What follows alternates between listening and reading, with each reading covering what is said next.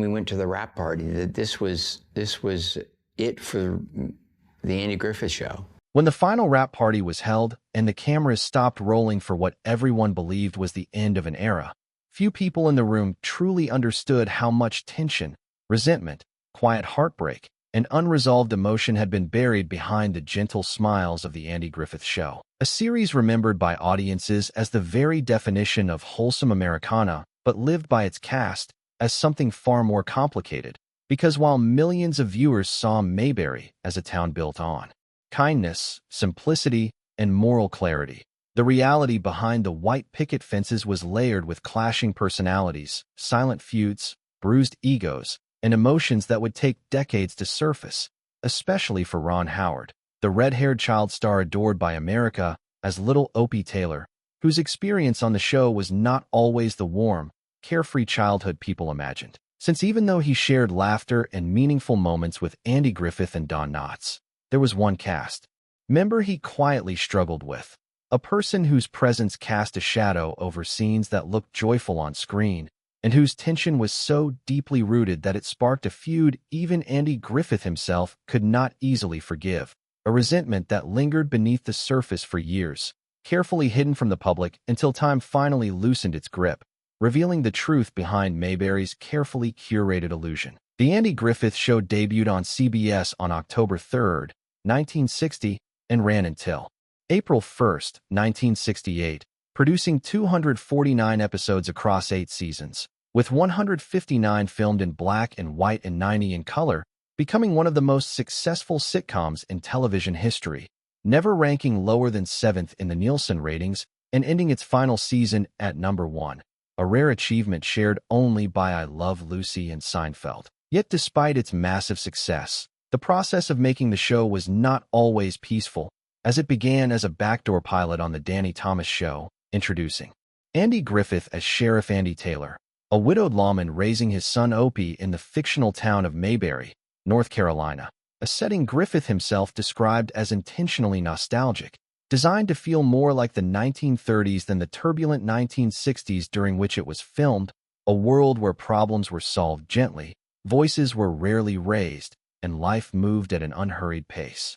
A tone that resonated deeply with audiences craving comfort, and the cast quickly became cultural icons, from Don Knotts' hilariously anxious deputy Barney Fife to Frances Bavier's nurturing Aunt Bee, all forming what appeared to be a tight-knit family, though behind the scenes, that sense of harmony was far from universal, as creative differences and clashing temperaments simmered quietly, particularly in a feud that would remain hidden for decades, carefully concealed while cameras rolled and laughter echoed across sound stages. Despite never winning an Emmy himself during the show's run, Andy Griffith watched as Don Knotts and Frances Bavier collected 6 Emmys between them, and the show's legacy continued through spin-offs like Gomer Pyle, USMC, Mayberry RFD, a reunion movie in 1986, and annual fan celebrations in Mount Airy, North Carolina, Griffith's hometown, proving that Mayberry never truly faded from America's heart, even as the truth behind its creation remained largely untold.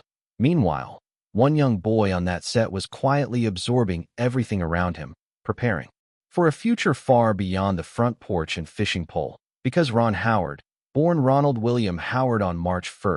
1954, in Duncan, Oklahoma, was raised in a show business family, the son of actor, writer, and director Rance Howard and actress Jean Spiegel Howard, with roots tracing back through German, English, Scottish, Irish, and Dutch ancestry, a background that mirrored the all-American image he would later embody on screen, educated partly on studio lots like Desilu under the guidance of tutors, and partly in Burbank schools, later attending USC's School of Cinematic Arts without graduating, because his path was already unfolding elsewhere, having begun acting at the age of 5 with roles in The Journey, The Twilight Zone, Dennis the Menace, and The Many Loves of Dobie Gillis, before landing the role that would define his childhood, Opie Taylor, credited as Ronnie Howard, appearing in all 8 seasons of The Andy Griffith Show, where his earliest memories included pretending a toy turtle was real and dead, an experience he later recalled with gentle humor,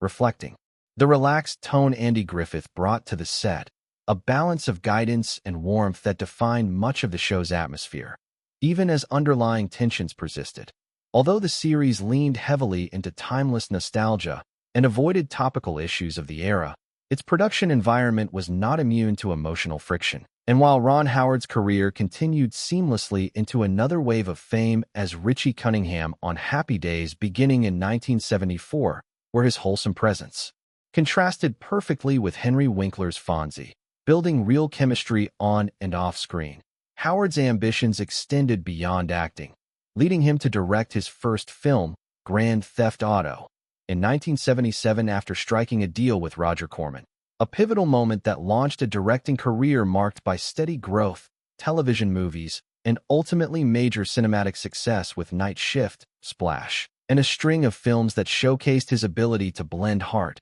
humor, and spectacle, culminating in Oscar-winning triumphs like A Beautiful Mind. Though even that success brought controversy for omitting uncomfortable truths from John Nash's real life, sparking debates about artistic responsibility, a burden Howard understood deeply as a storyteller. Yet long before awards and acclaim, the set of The Andy Griffith Show was where Howard first learned how appearances could deceive, particularly through the strained relationship between Andy Griffith and Frances Bavier, whose on-screen warmth as Aunt Bee masked a real-life dynamic defined by emotional distance, personality clashes, and professional tension, as Bavier was intensely private, exacting, and often resistant to direction, leading colleagues like Howard Morris to describe working with her as navigating a minefield, while Andy Griffith, known for his sociable nature, struggled to connect with her, even attempting an unannounced visit to her home that backfired, deepening the rift, a feud that lingered until the end of her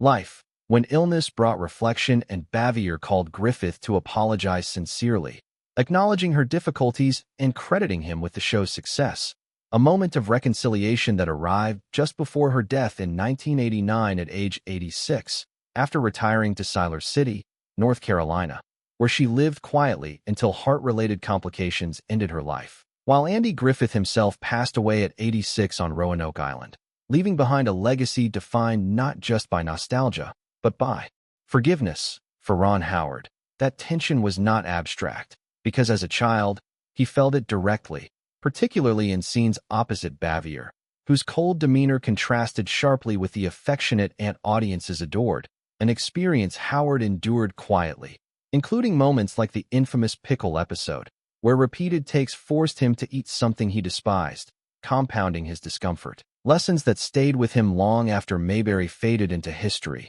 shaping his understanding of trust, authenticity, and the cost of hidden tension. Outside the spotlight, Howard built a personal life that stood in stark contrast to Hollywood chaos, marrying Cheryl Alley in June 1975 after meeting her at 16, a relationship defined by patience, mutual respect, and shared storytelling, celebrating 50 years together with quiet gratitude, raising 4 children, including Bryce and Paige, and maintaining a partnership rooted in growth, communication, and enduring commitment, a love story marked not by headlines, but by consistency, symbolized by revisiting the mint green Volkswagen Beetle from their first date, proving that some bonds deepen with time rather than fade. Professionally, Howard became one of the rare figures to succeed equally in front of and behind the camera, joining a small group of actor-directors who earned trust through steadiness rather than spectacle. Yet even he found himself drawn into modern controversy